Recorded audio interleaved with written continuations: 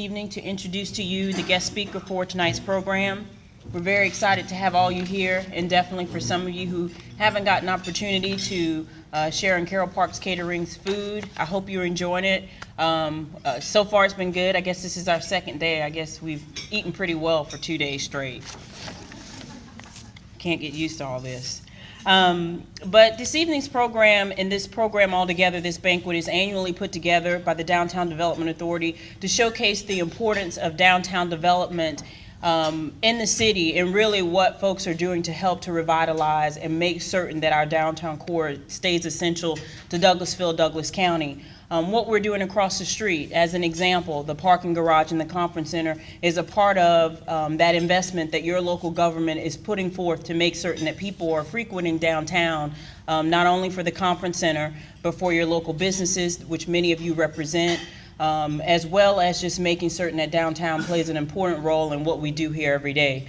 The Community and Downtown Services Department within the city of Douglasville is almost holistically designed to help to support that purpose. Myself, Stephanie Elworth, who many of you are in contact with daily, our jobs involve in and around making certain that you as business owners, the customers who frequent us, that downtown is a pleasant place to do business, that you continue to come back and you frequent us, and making certain that it is the core of what we consider here as Douglasville, Douglas County.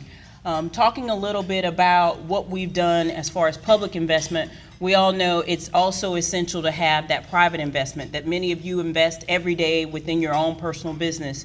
Our guest speaker tonight is going to talk a little bit about that, his involvement, how he's been able to do that, and hopefully inspire you as you go throughout your day and make certain to spread the word to continue to make certain that everyone knows that downtown is important, and it's important for us to keep on the forefront.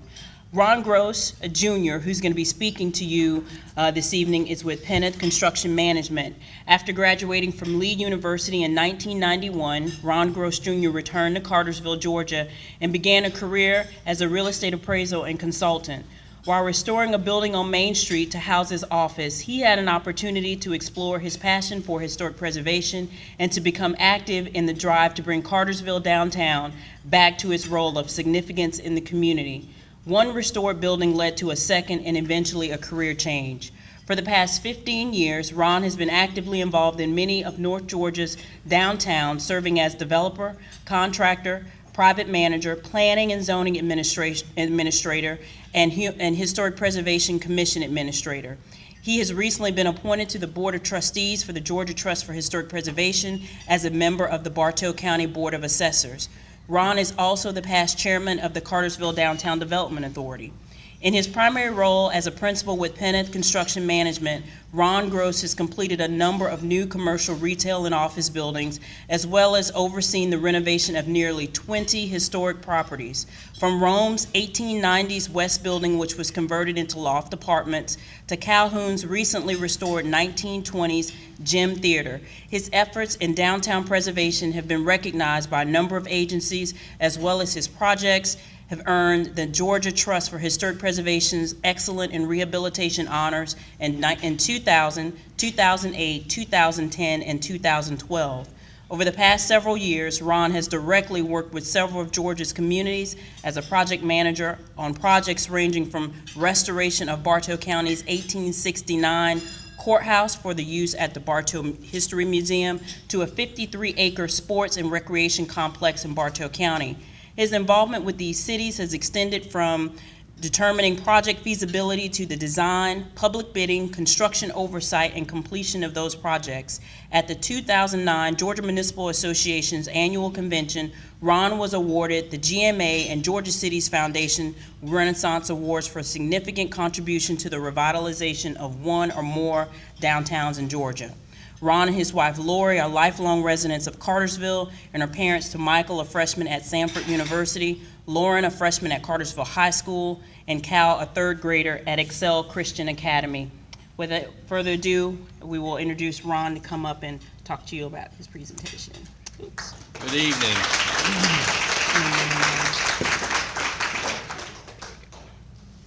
Before we get started, I'm going to go ahead and tell you that my car was broke into on a recent trip, and one of the items that they took was my watch. Now, the good news is my grandfather was a Southern Baptist minister, and he had a great ability, whether watch or not, of getting his congregation out to the restaurants by 12 o'clock. Now, the bad side is my mother's side was Pentecostal, and they're still singing at 1. So, no watch, good luck. You may make it to work tomorrow. We'll see. Before we get started, I'm going to tell you a little bit more about my family and a little bit about my weekend, and it leads to something in just a moment. But my wife and I, we've been married for almost 20 years. And when I met my wife, I was at a ballpark with my best friend, and he said, "Hey, do you know Lori?" He said, "She's been coming to our church." I said, "No, I don't." He said, "Would you like to meet her?" I said, "Sure." Now, if there's any single guys in the audience, I'm going to tell you, if you meet a church girl at a ballpark, go ahead and take her home to mom and dad. She's a keeper. We've been married almost 20 years. She's a wonderful lady. Like was said earlier, we have 3 kids. My oldest son is at Sanford University. He's a freshman. He plays baseball there, which is a big achievement for him, and it's something we're excited about. My daughter's a freshman at Cartersville High School. She's a member of the girls softball team at Cartersville, and they're playing for a state berth this week. My son Cal, who my wife graciously let me name after my favorite baseball player, Cal Ripken Jr., he plays fall ball down at Adams Park in Kennesaw. Now, I'm going to tell you about our weekend. Saturday, Michael had to work a baseball camp at Sanford, and when he got through, he came home, and we had dinner with the 5 of us, and after the dinner, we went to a movie. We had it planned. We went and saw Clint Eastwood in Trouble with a Curve, and if you've not seen it, it's a really good movie. If you've got kids, I'll forewarn you, a little language at the beginning, but it is a good movie. We go home. The next morning we wake up. We go to Turner Field, get there bright and early for Chipper Jones' last regular season home game. It's something we had planned all summer. So we, like I said, got there, spent a long day, enjoyed it. My son goes back to college. We go home. Now, based on what I've just told you, you can tell 2 things. One, we're a close family. We enjoy our time together. Secondly, we are that's where you fill in we're a baseball family. All right. With that said, I love baseball. Our whole family loves baseball. Baseball is one of those things after a busy work week or a busy day, kids at school, we all enjoy going to baseball games, whether it's the Atlanta Braves at Turner Field or whether it's Cal playing 8-year-old his first year of kid pitch ball. But baseball is important to our family. It's always been something that I've enjoyed.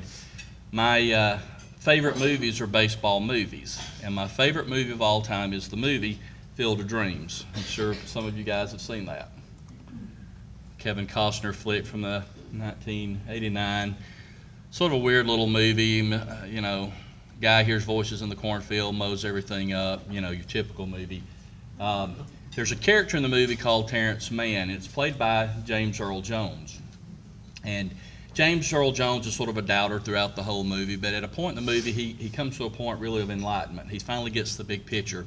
And at that point, he has this great passage in the movie.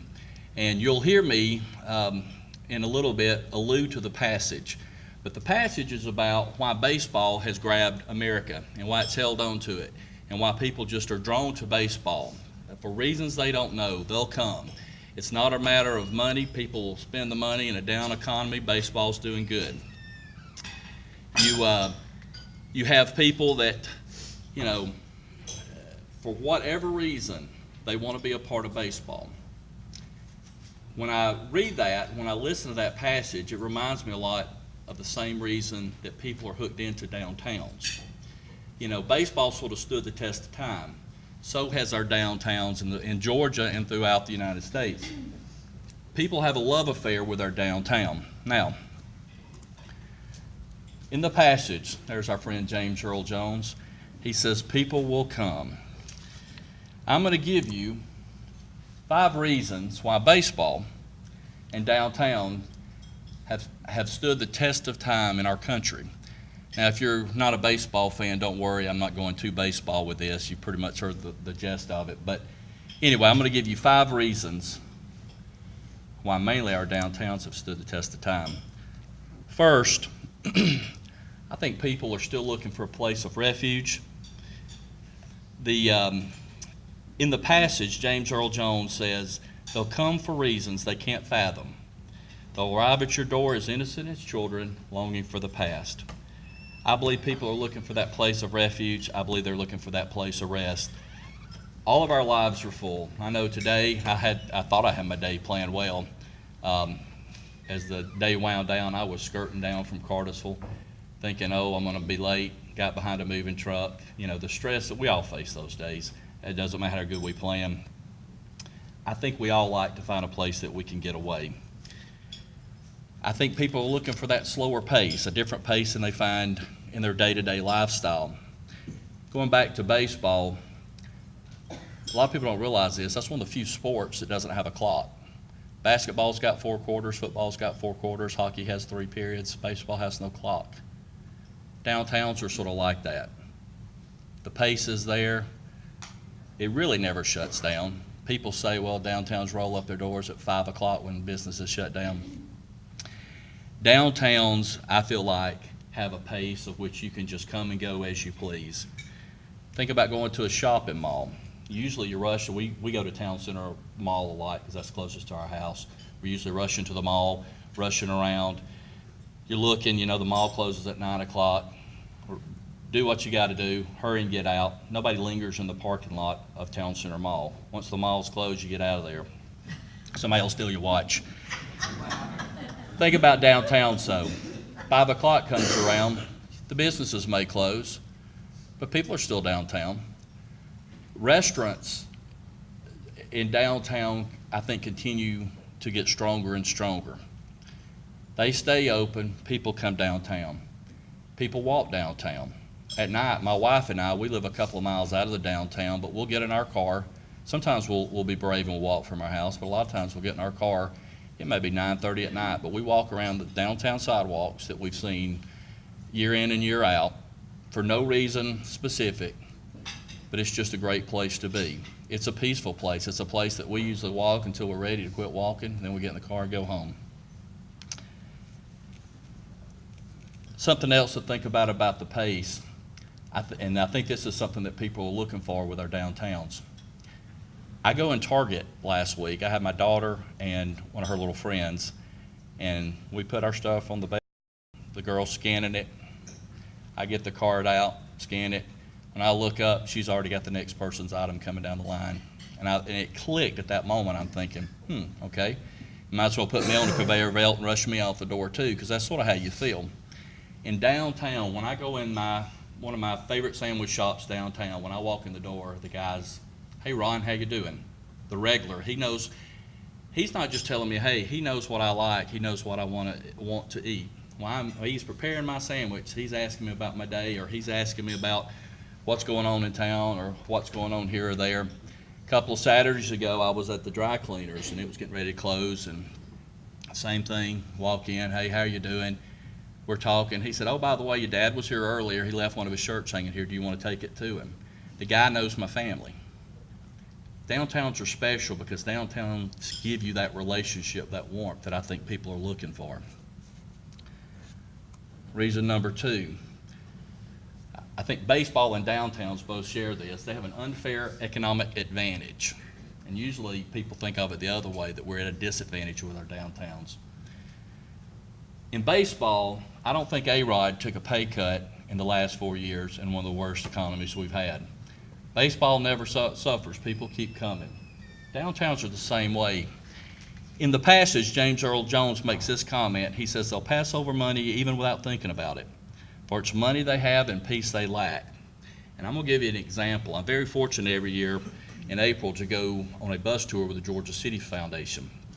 And on these bus tours, we'll hit 4 or 5 downtowns over a few-day period.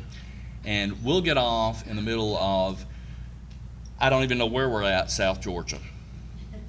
And when we get off that bus, usually there's a little a greeting there, and there's a few things they do. And if we've got a few minutes, you've got a little time to walk around. And there's a group of ladies that travel every year with Georgia City's Foundation on this bus tour. And if we've got a few minutes, and if they were greeted warmly, and if that downtown has the warm and fuzzies, they're going to start hitting the shops. Now, there's absolutely nothing in there they need, but they're going to find something in those shops. And if they find something in the first shop, they come out of that shop and they're ready to go to the second shop. And what's funny, after about 3 days of this, their area of the bus is just packed with stuff. And I don't know what it is. I'm sure they probably don't even know why they bought it. But there's something there about that downtown, that warmth that pulls people in. People have a tendency to want to linger, want to spend with their downtowns.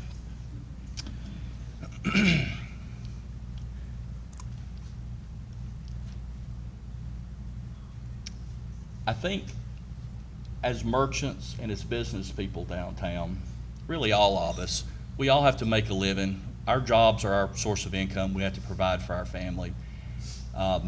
However, if you're a member of the downtown, if you are a merchant or a property owner and you came to downtown, and I'm gonna step further because they put them at the front, if you're a elected official, if you're appointed, if you're hired to work for city government and you work for a city that has a downtown, you are obligated to the bigger picture of downtown.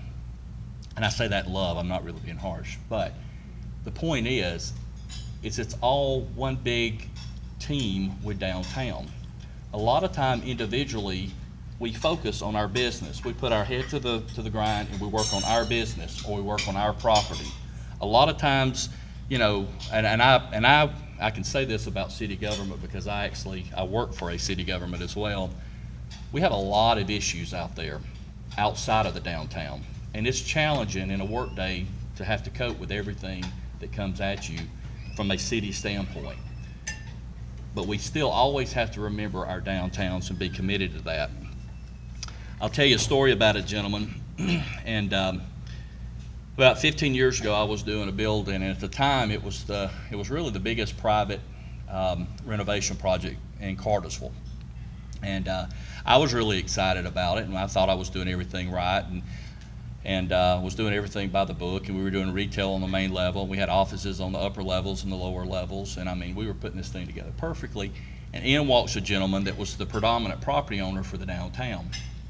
And he walks in the door, and I'm excited. I've never met the guy. I knew who he was. I reached my hand. How are you doing? And the guy proceeds to cuss me out. And he says, we're going to sit down sometime, and I'm going to tell you about my vision for downtown, and I'm going to tell you how you're going to get on board and what you're going to do and this is going to happen and that's going to happen. And the funny thing is, 15 years later, I've never sat down with that guy and listened to anything he's got to say because he pretty much lost me at the beginning. But this guy is still an asset to our downtown.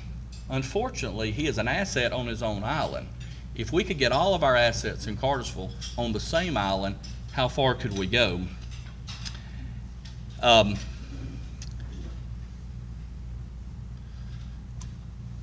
going to tell you a little something from the talking about economics of downtown.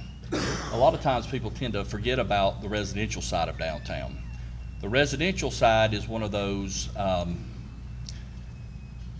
lost economic drivers of our downtowns.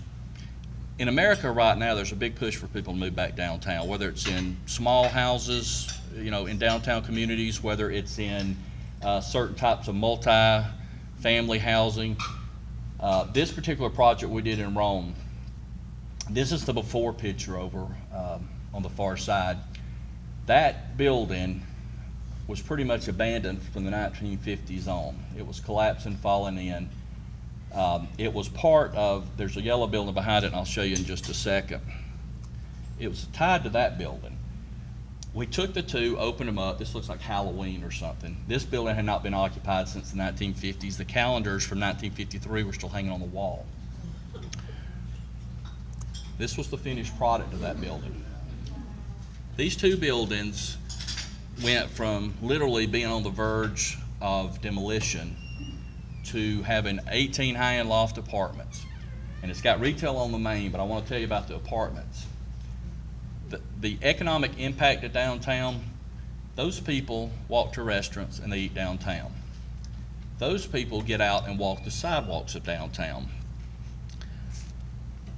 I believe activity will breed activity. You may have somebody walking by a downtown restaurant, they may not go in and eat, but if cars are driving by and see people on the sidewalk, they have a tendency to pull over and go in and eat. Residential living has a bigger impact than most people think. They think of the warm and fuzzy of, oh, it would be neat to live downtown. And my wife and I would love if we can get our number of heads in our house reduced to where we could actually live in an apartment. We would love to do that. It's not our time to do it, but you know, it's not just the romance of living downtown. There's an economic value to downtown.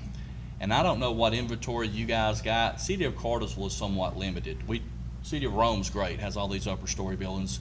City of Cartersville, not as much second floors in these buildings, but if you got the inventory, I think I'd find a way to try to convert those. It's hard to rent second floors as office space. I found that out young in my career, although we did have an elevator, but still it's a little bit harder sometimes for office. You put lofts, Rome has a waiting list for lofts. Here's the interior one of the lofts. And they all stay real nice and clean like that, even when the photographer doesn't show up. My third reason I'm going to throw out real quick that I think downtowns have an advantage, I think it's the memories. Think of traditions. And I grew up in Cartersville, so when I think of downtowns, I'm automatically in my mind, I go back to Cartersville. But think of the state of Georgia and some of the traditions. In Savannah, they have a 100-year-old tradition about every March. Anybody know what I'm talking about? Has to do with a little green dye, a little beer. That's a tradition that I'm sure those citizens that live in that environment look forward to every year. Those traditions also have an economic impact. Who would ever thought dyeing your fountain green and dyeing your beer green would double your population of your city for those few days? And if your population is doubled, you know your cash registers are doubling too. So I believe traditions play into it. In our town, in Cartersville, we have one of the traditions we have is the Kitty's Day Parade in September. Where you dress your kid up, stick them in a wagon, let them go down Main Street. And if you look at it on the surface, you probably say, well, yeah, and it's a great tradition. I remember being in the Kitty's Day Parade as a kid. But you think, well, how does that sort of factor in from an economic standpoint? Well, there's a lot of parents that bringing kids to a downtown on a Saturday morning that probably wouldn't have been at that downtown at that moment.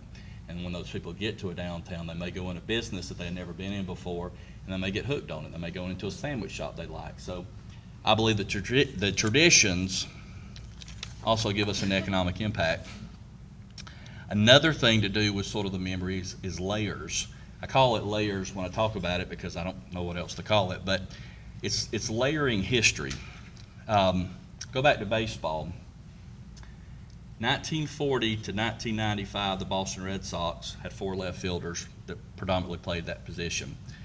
And they basically layer the history of the Red Sox and of baseball. If you think about it, when Ted Williams got ready to retire after about 20 years, he probably sat there and shared his experiences of baseball and his fun stories about the Red Sox with a young Carl Yastrzemski.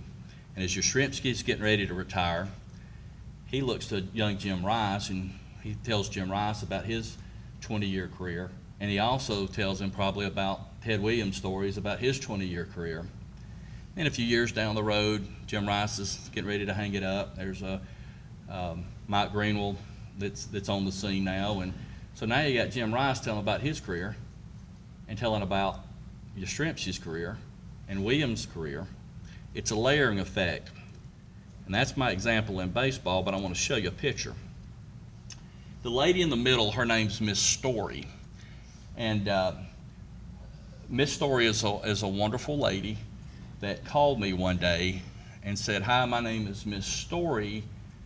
Have you got a minute?" And I said, yes. She says, "You're doing the 1869 courthouse for the city of Cartersville." I said, "Yes, ma'am."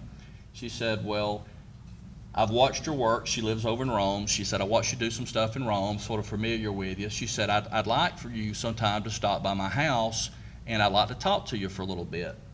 Now, at first, I thought, well, I'm married already. I'm not interested in getting picked up, and I'm definitely not driving to Rome for that. But she goes on to tell me, and I ended up the next week going over, and this is her husband right beside her the second down this direction. But anyway, she goes on to say, I sold, and this was in about 2007, she said, I sold the 1869 courthouse to the city of Cartersville in 1995. And she said, that building was given to me by my mother in the late 60s when she passed away. And my mother got the building in the 1920s when my father passed away. And my father owned that building from about 1910, the date he passed away. So now I'm sitting in the lady's living room that's got 85 years of history of the building that we're working on. And not only does she have 85 years of verbal history, she breaks out a box and she gives me copies of deeds and photographs and just various stuff that her family had collected on that building for 85 years, which we have since given to the Bartow History Center, which is ironically located in the building that she owned. So this picture was taken, they had a private opening for the History Center, and there was all these guests there, and I invited the Stories to come, and so I'm standing there talking to them, and they're beaming like kids. And she looks over, and the guy standing next to me, she sees him across the room, and she said, well, look at there. There's Sam Franklin Sr. He rented this building from my mother in the 1950s and 60s. Okay, so we're standing there talking a little bit, and I see a gentleman by the name of Joe Basilman Sr., and I graduated with his son, so I wave at him, call him over, and Miss Story goes, well, hey there. Come to find out he had rented a building in the 70s. A little bit later, there's another girl that I had graduated with. Her father walked in. I'm like, hey, Tony. He comes over. Come to find out he rented the building in the 80s. So I'm standing there with a lady who had 85 years of family history with the building, talking to a gentleman that rented it in the 50s and 60s, a gentleman that rented it in the 70s, and a gentleman that rented it in the 80s. And talk about just a great conversation to listen to was those folks. And I'll say this too, and a lot of cities are doing this. If you have the opportunity to video some of your citizens that have been around and had experiences and know the history of your town and know the history of your buildings, it's a great thing to do, because eventually those resources are gone. But while we've got them, we really ought to keep what they have to offer us. All right. In the movie, this is my fourth point, in the movie, James Earl Jones refers to a passage and he says, the one constant throughout all the years has been baseball. Insert downtown every time I say baseball. America has rolled by like an army of steamrollers. It's been erased like a blackboard, rebuilt, and erased again. But baseball has marked the time. That's a shopping mall, and it took me a while to find a shopping mall picture that got tore down, but I definitely wanted to give homage to the decline of the contemporary retail.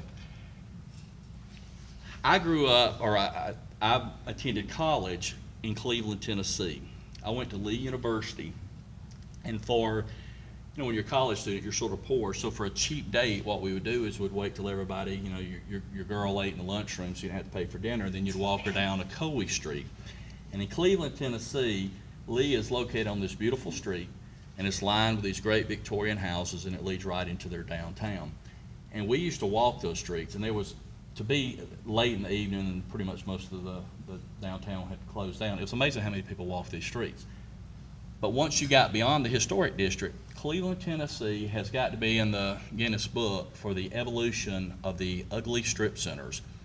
They've got them from the 1960s, and then you go down the street, and here's your late 60s, and then you got your early 70s, and they literally have a series of strip centers that have become vacant, but they're not torn down, and they just sit there. And the community looks at those, and they have no attachment to them, they have no memories of them, they'd love to see them gone. The great thing about downtown is, even though it had its rough points in the 70s and 80s, thank goodness people weren't tearing our downtowns down. Thank goodness there was an attachment. Just a second.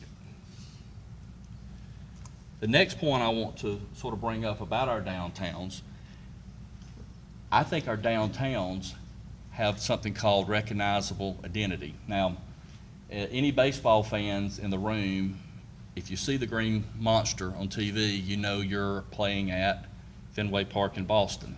It's okay to say it. Speak out. If you see the ivy on the wall, it's Wrigley Field. I believe our downtowns have recognizable identity that is very valuable for their marketing, very valuable for who they are. We're going to play a game, and it's called Test Your Georgia Downtown Identity, okay? And when I hit the button, just go ahead and tell me what you see. And we're going to start really easy. Any Georgia fans in the room? All right. That's the Arches in Athens, downtown Athens. Their downtown abuts the college campus. Athens uses this. This is their landmark. This University of Georgia's landmark as well. All right, we're going to move to a second one. This is another easy one. Forsyth Park, Savannah. I'm going to forewarn you on this next one. This one's a little scary at times. You know where that one's at? Rome. That's Capitoline Wolf, and for those that don't know, that was a gift from Benito Mussolini in 1928 from old Rome to new Rome. Every time I carry my kids to Rome, I try to draw their attention to the other side of the street because that's too hard to explain. All right, we're going to step it up. We got two more. This one's a little more difficult. You know what this is? Madison. What do you see about that lets you know it's Madison? What's the thing that draws you about? The what? The Coke sign at O'Hara's, I believe it is. I don't know what the history is on that sign for sure, but I can tell you this, it doesn't matter how many different pictures I see. If that sign pops up, they can have just a picture of that sign, and I automatically think Madison. And Madison is a beautiful town. It's got a lot of great features. I mean, it's got a lot of things to draw you, but it's funny how that one Coke sign just sort of stands out like a flashing light. All right, the last one. Somebody tell me this town, please. I'm disappointed. Cartersville. This is my hometown. All right, I'm going to tell you the story about this. Young Brothers Pharmacy is still Young Brothers Pharmacy, and it has been since the 1880s. Even though it's changed ownership, it's still a pharmacy. In 1989, the owner, Dean Cox, hired a special contractor to come in. They actually melted the layers of paint off the side of the building. And they got down to the very original sign that was on this building, and they repainted it, and it's what you see here. Now, the significance to this is not the fact that it's a beautiful old Coke sign that I believe was painted in 1894. The significance is that is the very first outdoor Coca-Cola advertisement in the world. Wow. That's our identity, all right? Can I just say this? There were opportunities, I'm sure, for places like this to get tore down. Who would ever thought that an old building with just a sign painted on the side of it would carry a worldwide significance like this does? Cartersville uses this a lot in their marketing. I want to point to your DDA website. Let's see if I got my sheet. There's a lot of things that sort of help sustain the downtown, the buildings, that helps us avoid the steamrollers, if I can say. On your website, there's a page. It has a lot of resources for you. Downtown business incentives. If you're a property owner or a business owner, you really should know about these. Downtown revolving loan fund. What that is 2% and 3% money, $250,000 loans. We've done 3 of them. It's been a deal breaker on projects before because that helped us get our payment down to an achievable number. Opportunities Act tax zones gives you credits for employees. Federal and state tax credits. The loft apartments that we did in Rome, we did federal tax credits. And what a lot of people don't realize is you can earn a federal historic tax credit.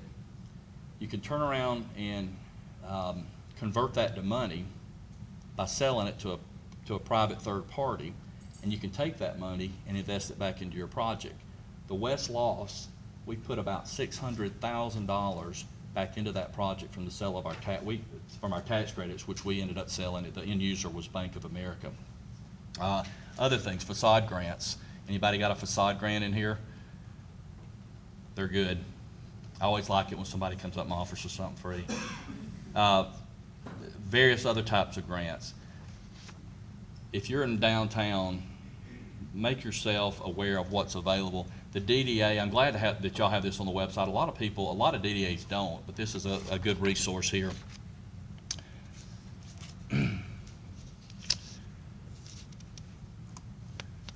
All right, this is my last point. Our good friend James Earl Jones, in his passage, says, "This field, this game, it's part of our past. It reminds us of all that was once good and what could be good again." I think that's a perfect analogy of our downtown. When we stand there and we look, I love looking at old pictures. I love looking at a parade picture in downtown Cartersville from 1910. I love looking at a parade picture from Cartersville in 1950. I have one hanging in my office. Beautiful picture of an old 1950s car with the homecoming queens on it. I love looking at pictures of me in a parade when I was a kid. It's so great to see what was, but that's only good to a point. The great thing is what can still be. And I'm gonna give you some bullet points real quick. One, this is my charge to you guys. Wherever you're at in this room, whatever your role is, protect what you have. Don't be your worst enemy. The Brayburn Hotel in Cartersville was a beautiful hotel with all the porches, and it was built back in the late 1800s. People would get off the train depot, stay at the hotel. It was a beautiful building. About 1980, City of Cartersville owned the property, and they decided, you know what, it's an obsolete building. We really don't want to fool with it. They tore it down, which made sense at the time. The only problem is we'll never get that back. Be cautious at whatever you do. Don't be your own enemy. Secondly, set the pace. And it really goes with this next one that says, be an advocate and not a bystander. You know, it's nice to sit back and watch other people do stuff. It's nice to, if you're the DDA, to look and say, well, you know what, it'd be nice if those property owners were hurrying to do something, but they've got a responsibility. It's nice if you're a property owner, you look to the DDA, well, you know, you've got a responsibility. If you're the city, well, you know, it's the DDA, it's the property owners. Set the pace wherever you're at in this room. Don't be a bystander to your downtown. The next thing is develop a master plan. I want to show you one real quick. This is what we did. I help the city of Harley. I oversee all their projects, and I help them a lot with their preservation commissions. I've been involved with them for about 4 years. One of the city council members one time made a comment. He says, what do you think about our downtown? And their downtown is very unique. If you've ever been there, it's got one of the oldest covered bridges in the state of Georgia, got an 1830s mill sites, militia courthouse. It's really a neat little downtown. He says, well, what do you think of where we're at with our downtown? I said, shall I speak freely? And he said, yes. Big mistake. I said, you're no different right now in what you've done with your downtown, and you're no different in how you educate kids and how you tell your history than you were 35 years ago when I was a 4th grader and got off your bus in downtown and took the tour myself. And he sort of stepped back. Now, the downtown, they've done preservation, but they just sort of stuck in the mud. They never really had a plan of how to go forward. They know how to put paint on the side of a building, but they've never really thought through what they want to see with their downtown. And they at times have become their worst enemy. They stuck a tennis court right next to their militia courthouse. So they did some things that were really eyesores. There was a gentleman that I knew professionally that used to work with the Georgia Trust. He's a private consultant, and he and I worked for about a year. We did target groups. We brought in professionals from around the state. You know, hey, what do you think of this downtown? What's your opinion? And we came up with a master plan. And the city, after a year, they approved it. And you know, one of the challenges I found with a master plan is everybody thinks of a master plan as a development strategy, a development plan. And that scares people. A lot of times when you got people that are purists with their downtown, they don't want to think development. Master plans are also preservation strategies. They are, how do we want to, if we're going to have a kid get off a school bus, how do we want to give them a walking tour of our downtown? How do we want people to flow through our downtown? This master plan is in place, and it's amazing in about a year how many things happen tied into a master plan that work together to complete the whole master plan. Just little things. You know, we got a DCA trail grant, position into sidewalks. Well, now it sort of fills into the master plan because you know how you want to end up being. You don't have to put sidewalks down, tear them up, because you know now what the flow pattern should be. My next one down at the bottom is have strong ordinances in place, and hopefully you guys have already got that licked. I help with the Planning and Zoning Commission. I oversee one of those as the advisor. I'm not on the commission. I'm the advisor / referee for Planning and Zoning Commission. Have the ordinance in place. There's no way you can figure out every single thing that's going to pop up, but if you've got them in place, you've got a start point, and hopefully you can protect your downtowns. The next thing, do you guys have a preservation commission? Good. Preservation commission, and this is coming from somebody that was a developer. Preservation commissions are great, and that's odd because usually the developers don't like them, but I'm a purist and I want to see my downtown preserved, and I want to see Georgia's downtown preserved, so I think they're one of the greatest things that we've done. It's a specialist to watch over our historic resources. But I'm going to say two things that I have found in my role having to work to be an overseer of a preservation commission, as well as a couple of cities I visited. I visited one city on a project I was doing, and I'm sitting there in the hearing, and they're turning down everybody ahead of me, left and right, and I'm thinking, my Lord, I'm afraid when they get to me what they're going to do, and they sort of beat me up too, and I had a good plan. Kind of find out later, I come back the second time a few years later, and everything just went smooth as butter. It was the people they had on it. It was more about power. It was more about their agenda. It was all to do with the people and not necessarily the plan. Secondly, I went to another city, and I'll go ahead and say it. It's my own city. They've approved some things, and I cringe. I'm thinking, my Lord, how do you call yourself a preservation guy? This is, two things I'm going to say about preservation commissions. Get the right people and get them educated, and it'll work itself out. The last thing I'll say is never give up. I'm going to give you two stories, and these are projects that I work with. The first one is the 1869 courthouse in Cartersville. That project sat there for about 12 years. The vision was the Bartow History Center. They struggled with how to make it happen. They had some splash money to throw to it. They had contractors come out of Atlanta and gave them prices of about $3 million. One of the contractors said, you know what, it'd be cheaper if you tear it down and let us build back a replica. The city, and the building was in a quickly declining state. The city, I think, was entertaining that. There was one person on the council that was a advocate for preservation, and she kept putting that off. Eventually, I became involved in the project. They asked me, hey, we've only got X amount of money to do this project. They hired me as a project manager. Once the project got going, they started doing upgrades because they started finding money. They did about $200,000 worth of upgrades to that project. And when the project was finished, we still finished that thing at about 20% under budget.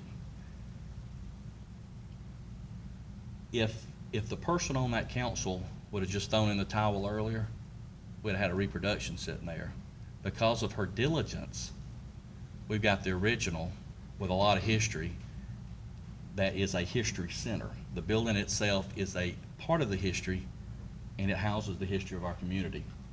The second project was the Gym Theater in Calhoun, and I met the people through a Georgia City Foundation bus tour. Hadn't been a theater, it was a 1920s theater, hadn't been a theater since the mid-70s. The front had been converted, the building's fallen in. There was an older couple in Calhoun that were very successful, and they were up in years, and they said, you know what, we want to do something to make an impact for downtown. We want to buy this, convert it back into a theater. And they bought the building about 10 years ago, did some stabilization while they tried to get their plan together. The gentleman eventually passed away. His son, who was in his early 60s, took over, and we got involved with that project, he made this comment. He said, "It was my father and mother's dream. My father never lived to see his dream. He was passionate about it. I'm not going to let my mother pass without her getting to experience it." It was a long, very difficult project. If you go to Calhoun today, that is their crowning jewel. It has old movies, it's got concerts, it's got kindergarten graduations, it's got everything. It is now their center of their downtown. And it all goes back to somebody saying, "You know what, I'm not going to give up on that." I'm going to leave you with one last story. It's about a boy. The boy was, he was 5 years old. He was raised by his mother. His father was not in the picture. Moved to Michigan to live on a farm with his grandparents. And the move was traumatic for the kid, so he developed a stutter. Eventually, it was so bad, he quit talking. A couple of years later, he's 7 years old. Mother moves him to another community. He enrolls in a school system there, and he meets a teacher, and basically the teacher says, "You know what, this kid, I guess a great kid, I'm going to help this kid, whatever it takes. I'm going to stick with him. We're not going to give up on this kid. We're going to help him with his problem." 8 years later, he still had the problem. He was as the story goes, he was a functioning mute 8 years after he went to that second school. Fortunately for this boy, there were people in his life that never gave up on him. And the irony of the story is you've got a kid that was basically mute, that didn't say a thing, that would grow up and be probably one of the most recognizable voices of our generation. Have you ever taken your kids to see the movie The Lion King? Mustafa, he was the voice of Mustafa in The Lion King, and many other animated films. In the corporate world, he is the voice of CNN. He's the voice of Verizon. He also did many movies, played many characters, including Terrence Mann in the movie Field of Dreams. See how I tied all that together? You thought it was all about baseball. The fortunate thing is no one ever gave up. The people that involved and invested in him, they didn't give up. In downtowns, whether it's Douglasville, Cartersville, Rome, wherever, we all face the same struggles. Trust me, we all face the same struggles. The good thing is, there's people that don't give up.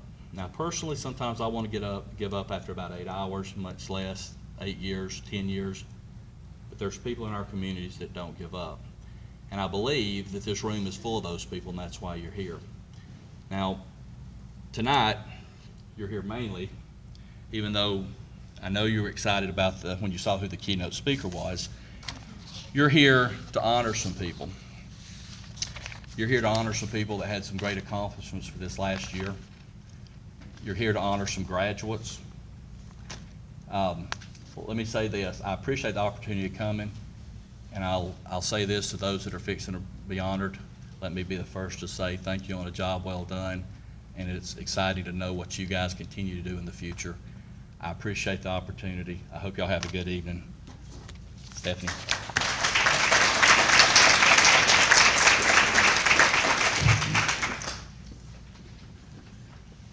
And Ron, we really appreciate you being here tonight. Another round of applause for Ron. Thank you so much.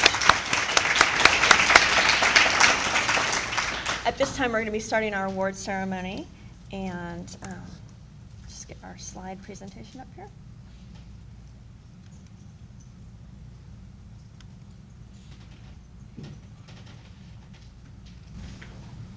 This is one of my favorite events for the year because we get to showcase some of the downtown businesses and some of the volunteers that help with our program. And you pretty much got a really good overview about what the program does from Ron's presentation.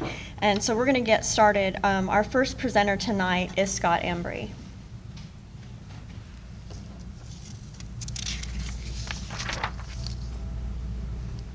Thank you, Stephanie. Thank you, everybody, for being in attendance, elected officials, DDA members, award winners. Ron, thanks again, once again, for your time and speaking with us with your experiences with what you've done. I have got the pleasure tonight for the new business, best new business in downtown Douglasville in 2012. And as you can see, the nominees are Town and Country Upholstery, Dr. Hewitt McNeil Family Chiropractic, JT Car Wash, Crawford Law Group, Salon Tamika Bell, and Kids Rock Therapy. And the winning business in this category was actually established right up the road in 1971 in Hiram, Georgia.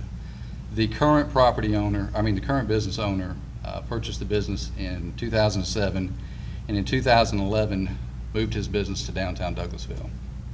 Now, I'll go ahead and give it away since we're giving the narrative on the business here.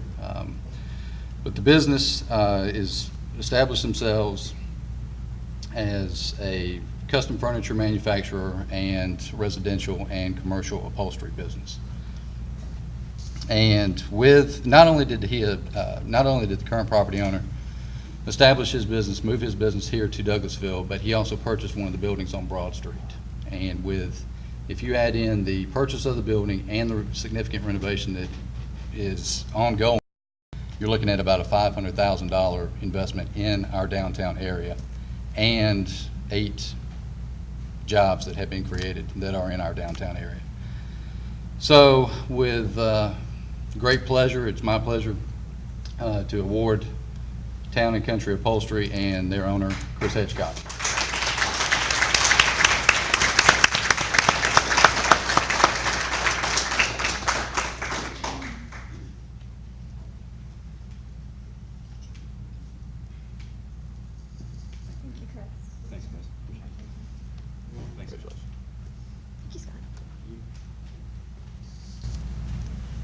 Our next presenter is Barry Oliver.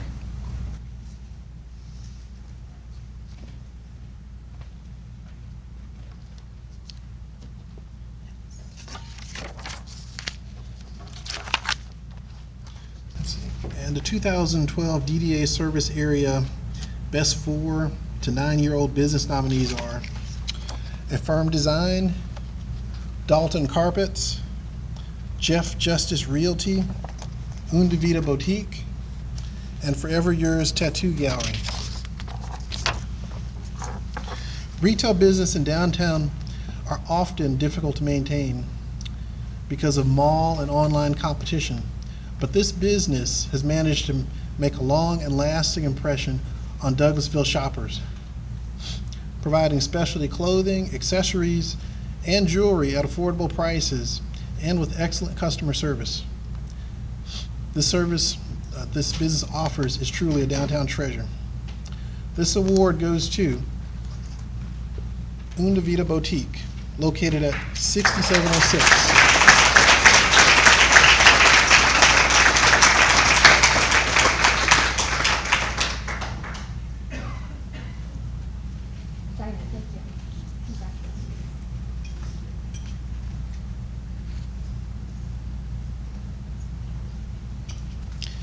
And our next presenter will be Josh Thurman.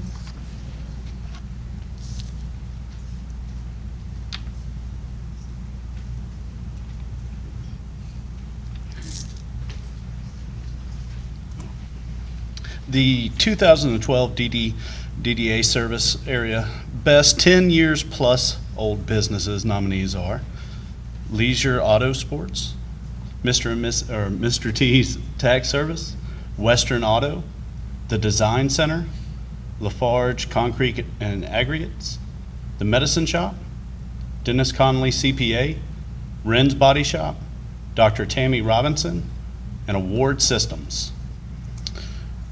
The winning business of this category is very proud of their facilities, and their employees. They have been serving Douglasville since 1954 and specialize in repairing late model vehicles. This business is a state-of-the-art repair facility with high-tech equipment. Their employees are experienced and capable ICAR and ASC certified technicians. This year's award goes to Ren's Body Shop, located at 6402 Fairburn Road. And Ren's could not be here, so I will accept this award in their honor.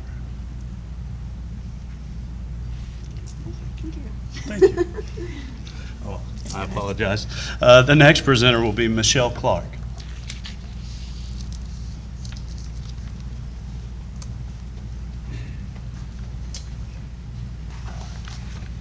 Good evening. The 2012 DDA Service Area Best Restaurant nominees are Fabiano's, Takira Jaliska, Dinner's Ready, Irish Bread Pub, Gumbo's, Hudson Hickory House, Chef Rick, and El Texana. The winning business for this category opened in spring of 2008. Located in the heart of the historic downtown, they pride themselves in offering something for everyone. They have established themselves as one of Douglasville's most popular restaurants. They are active participants in the community by hosting charity events, concerts, and festivals, while they are providing great food and drink. This year, awards goes to the Irish Bread Pub, located at 6682 Wall Street.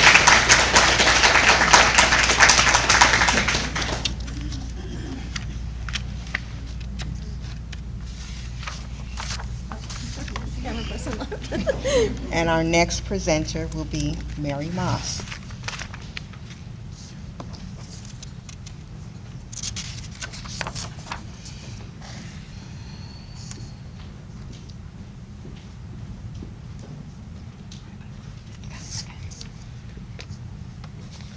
Good evening. Our next award is for the 2012 Volunteer Award. The Volunteer Award is given to a Main Street volunteer who has gone above and beyond to help complete the work plans and encourage revitalization in the DDA service area. This individual has been participating in the Main Street program for over 4 years. He is a member of the Economic Restructuring Committee, a friend of the Main Street business sponsor, and a volunteer worker at many of the downtown events and activities. He has generously donated his time, talents, and ideas to several of the Main Street work plan projects, including the Opportunity Zone proposal, the Downtown Retail Incentive, and the creation of the Downtown Property Owners Meeting. Besides being a downtown volunteer, he currently serves on United Way Advisory, Douglas County, the Board of Boys and Girls Club, Douglas County, the Wells Star Advisory Board of Douglasville Hospital. He is the president of the Kiwanis Club of Douglas County. I've been practicing that all night too. For 2011-2012, and is a member of the City of Douglasville Development Authority Board. We are grateful for all that this individual has contributed to our Main Street program, downtown development efforts, and community, and would like to present John Sell, the Downtown Volunteer of the Year Award.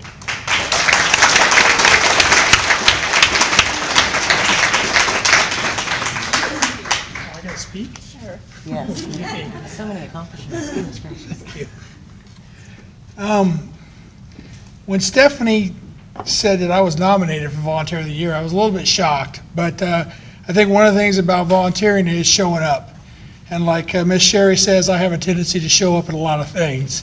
So I try, but I couldn't show up if Georgia Power didn't let me show up, and if my wife Beverly didn't let me show up. So thank both of them for letting me volunteer, be a part of this community. When we moved here, I was looking at all those restaurants. I think we've eaten at most of those. So we love Douglasville. We like being here, and thank you for letting me volunteer in your community. Thank you, John.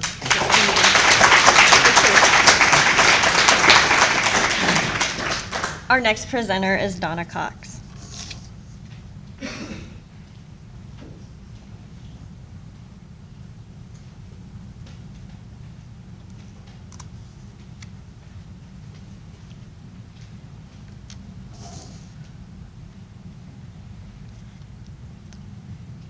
We would like to honor our graduates of the Small Business Academy. And the Main Street Small Business Academy was the result of a noticed need for business plans, development and training opportunities for a large number of small startup business owners.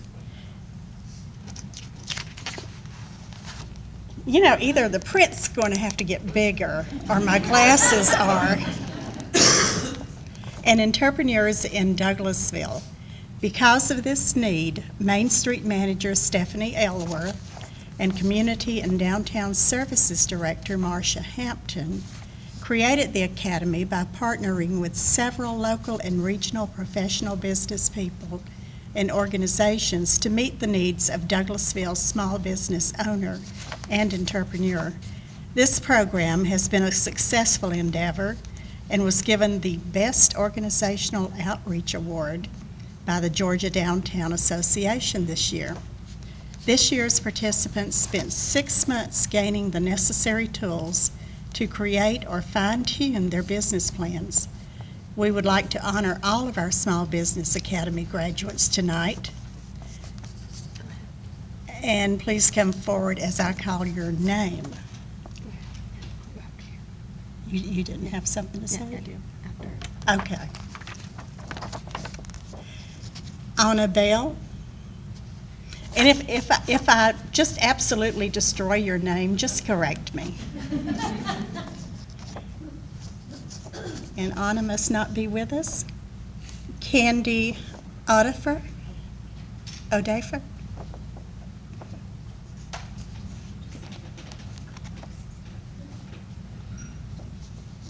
Dinah Robinson.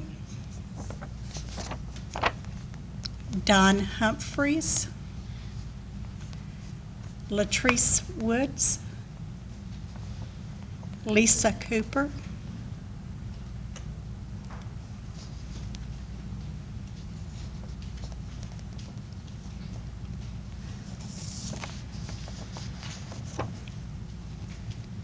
Marlene Heineman.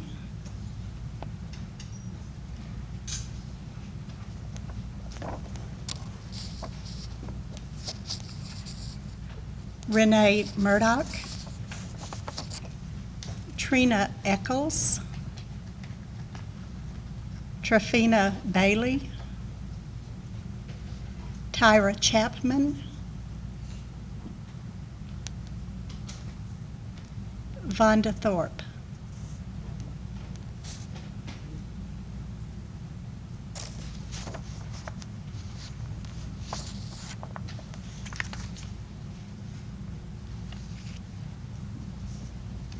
Thank you, Donna.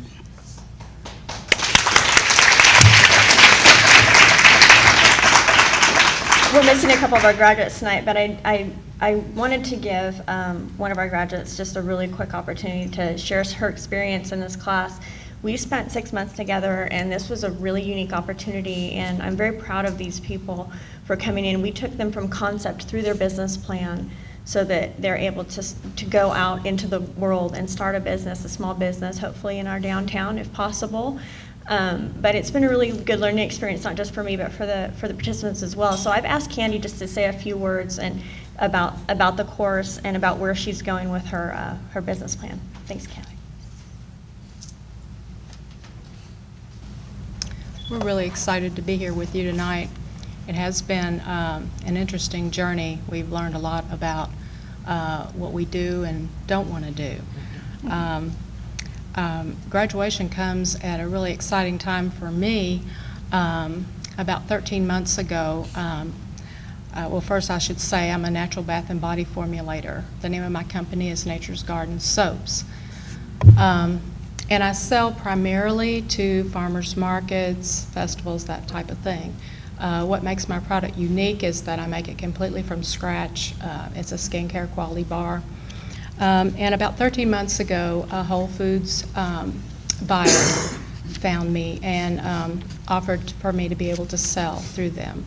And it's been 13 months, and after going through a lot of meeting their regulations and things that they needed, and for me to find out what I needed to be able to do that in that retail situation, last week I received notification that I could upload my prices and my products. So I'm very excited about that.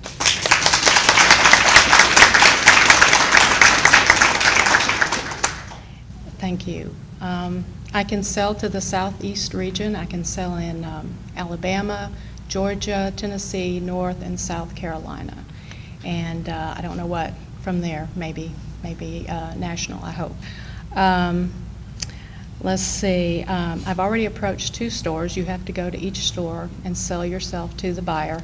and I've been to 2 in the last week, and they both said yes. So I'm very excited, looking forward to where that may go. The Small Business Academy was very beneficial to me because it helped me to stay focused on the important parts of being in business.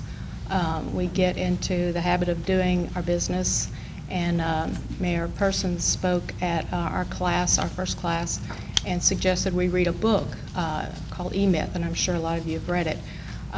It reminded me of that and has helped me to realize that I am a business person, and that is my business.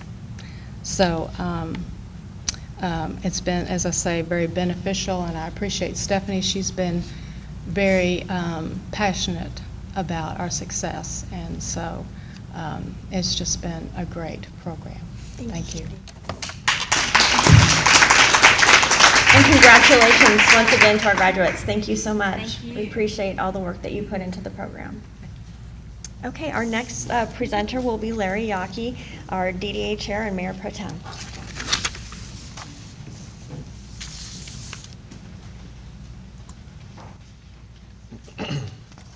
We're going to have 2 closings. I'm going to have my closing remarks, and then I'm going to have Mayor Pro Tem. Mayor Pro Tem. I'm the Mayor Pro Tem. You're the mayor.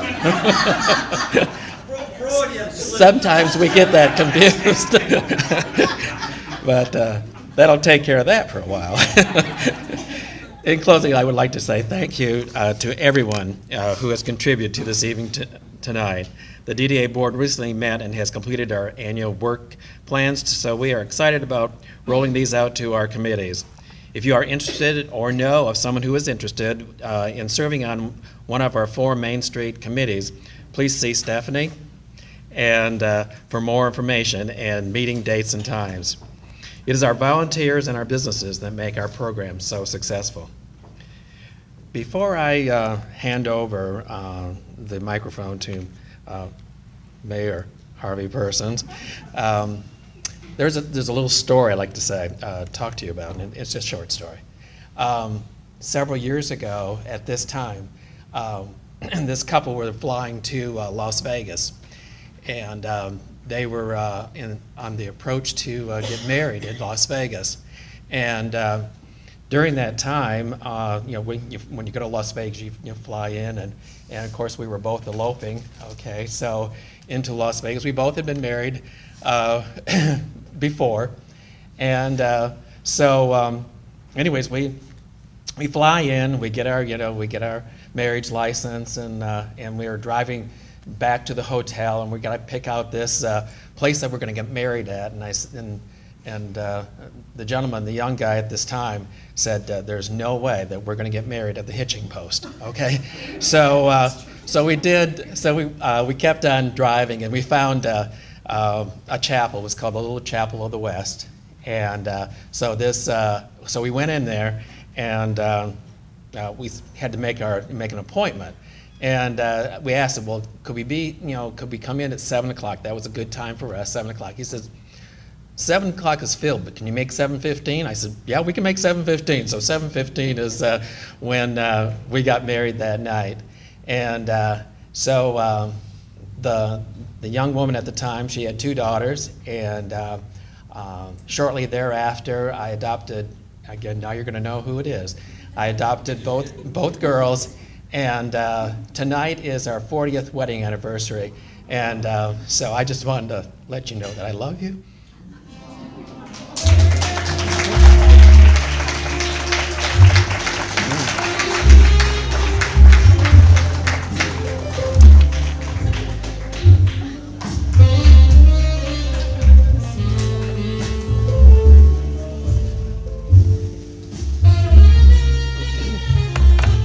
Now it's time for Mayor Harvey Persons. Can you follow that one? I'm not going to hug your kids.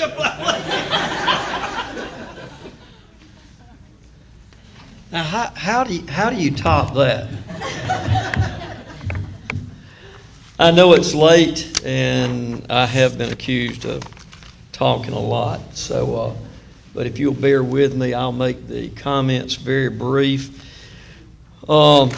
But first of all, downtown development in the city of Douglasville.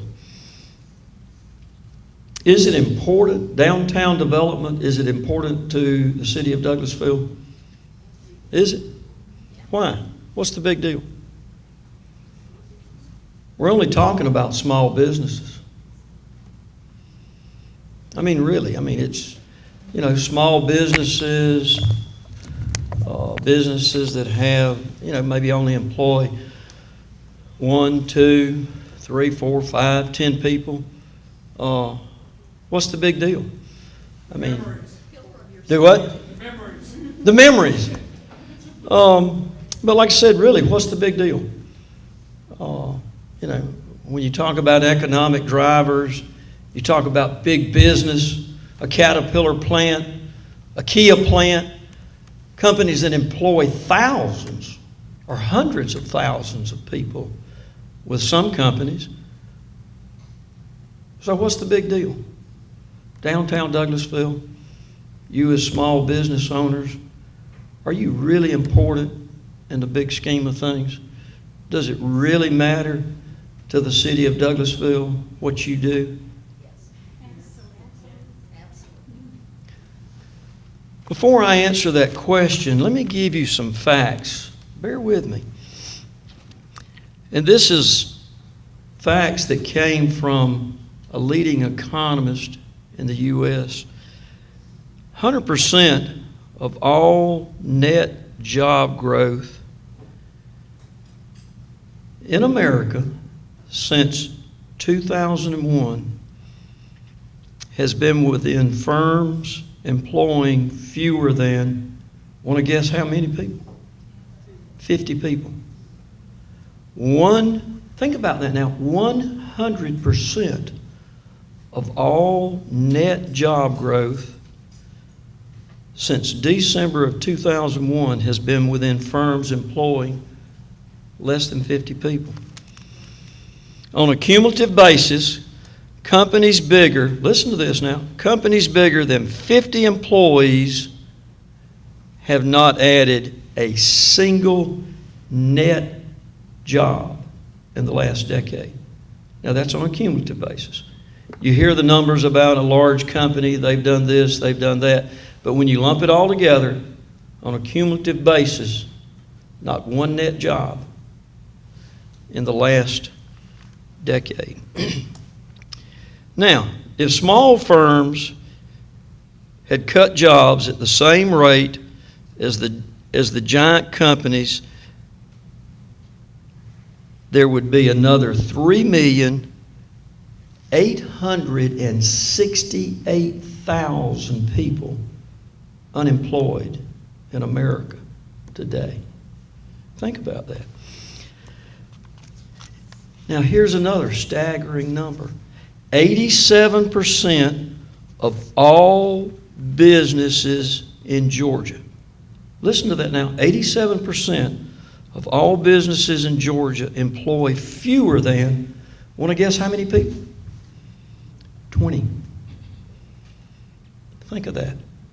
87% of all businesses in Georgia employ fewer than 20 people. So, I ask the question again. Is downtown development important to the city of Douglasville? You bet you it is. It's extremely important. Because, ladies and gentlemen, you are the economic driver in America.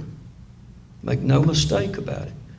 Those numbers that I just read you tell you how important you are, first of all, to America, then to the state of Georgia, but more importantly to us, to the city of Douglasville.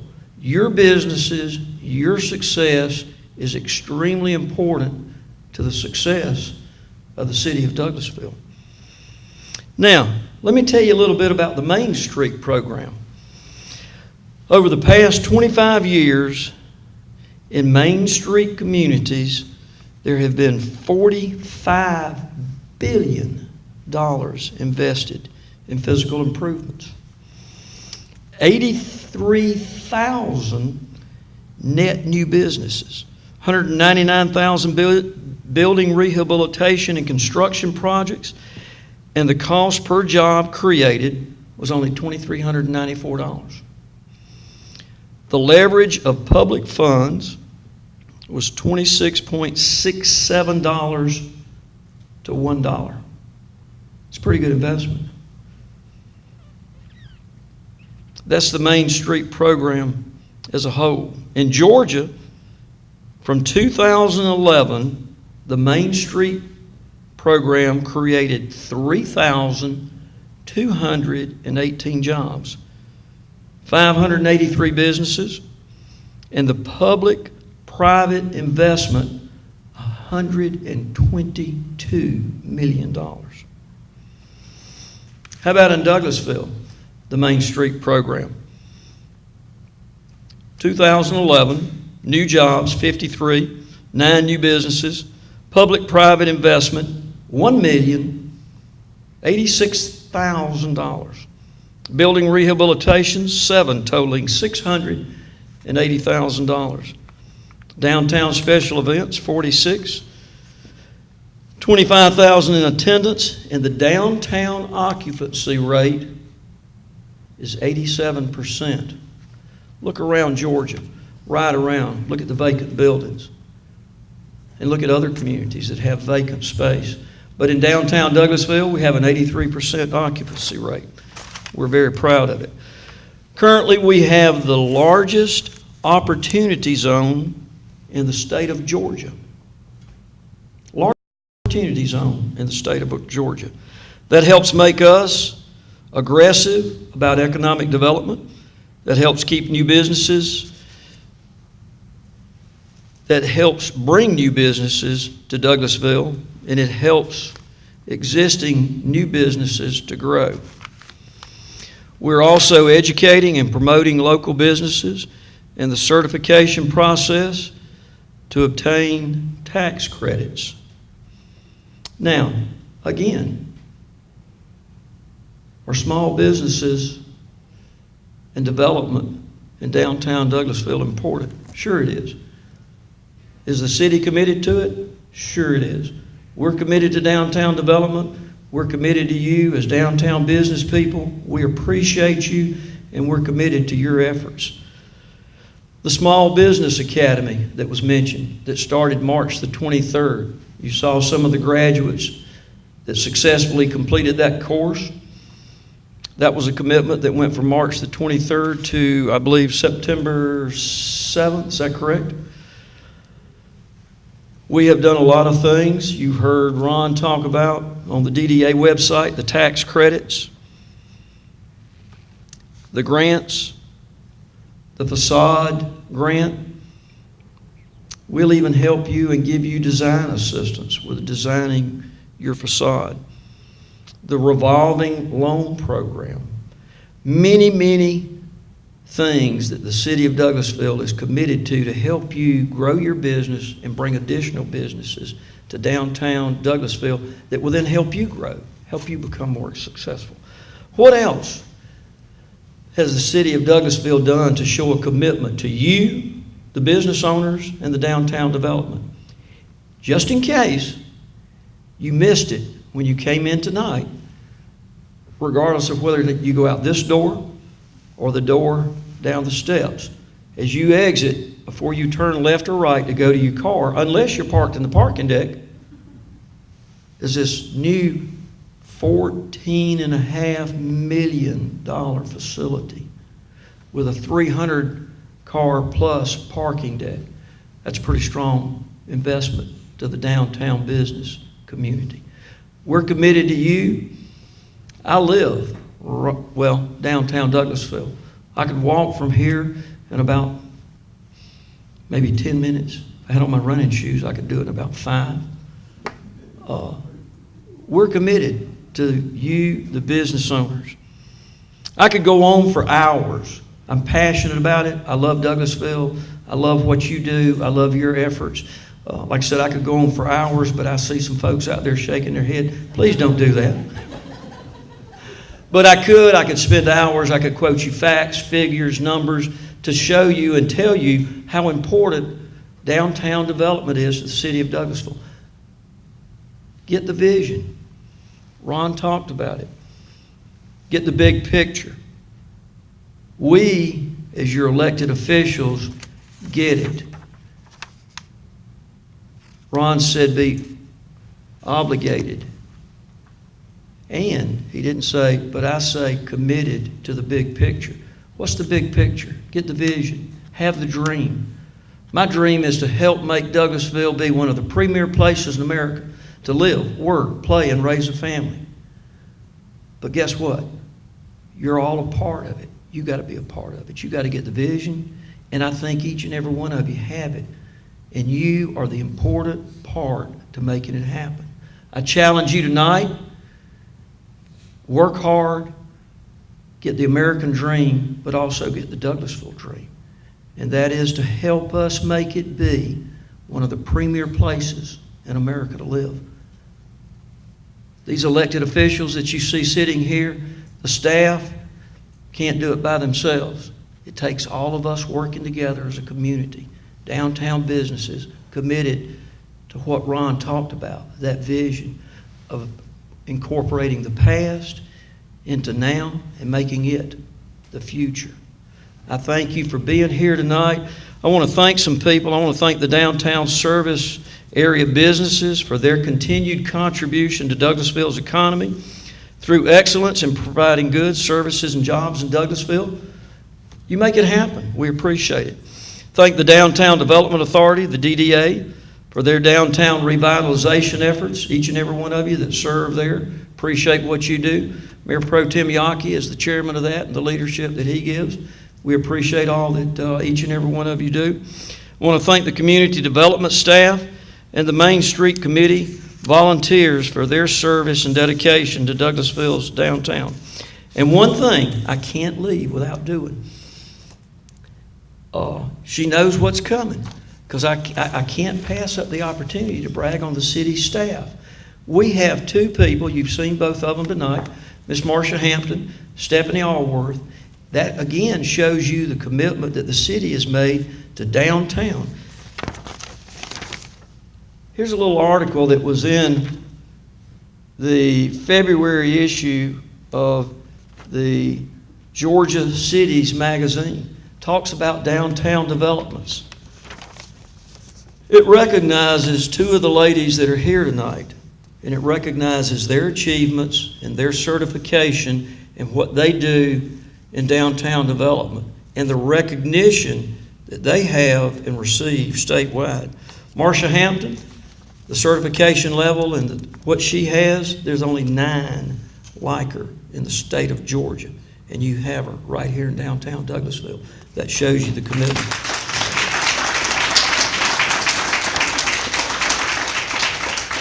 Stephanie Allworth, one of only 11 that has the certification and achievements that she has. These ladies have done an excellent job working to attain the certifications and the recognition that they have put forth. For what reason? To help you as downtown businesses and business owners to be successful, to grow your business, and when you do that, we all grow, we all succeed. Douglasville succeeds. It's a committed effort. We appreciate what you do, and I'd be remiss if I didn't recognize our city manager, Bill Osborne, and his lovely wife, Jane. It takes a group of folks working together to achieve the dream. Get the vision, help us make it happen, and we will remain committed to you and your businesses to help you make your dreams come true. Appreciate it. Thanking each and every one of you for being here tonight, and let's go to work. Thank you.